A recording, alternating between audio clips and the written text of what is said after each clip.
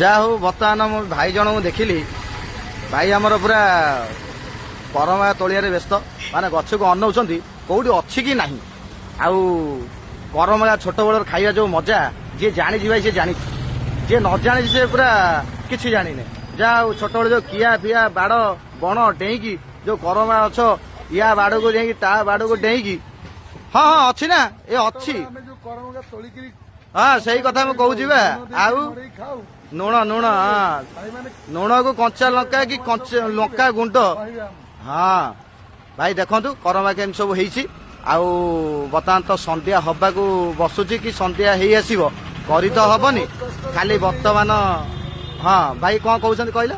ବହୁତ କଷ୍ଟରେ ଗୋଟେ ତୋଳିକି ନେଇ ଆସିଛି, ତାକୁ ଲୁଣ ଆଉ ଲଙ୍କା ଗୁଣ୍ଡ ଦେଇକି ଖାଇବା ମଜା ତ ଭାଇ ଭଉଣୀ ମାନେ ସବୁ ଜାଣିଥିବେ। ସାଙ୍ଗମାନେ ମୁଁ ଗୋଟେ ଖାଇବି, ଏବେ ଟେଷ୍ଟ କରିବା।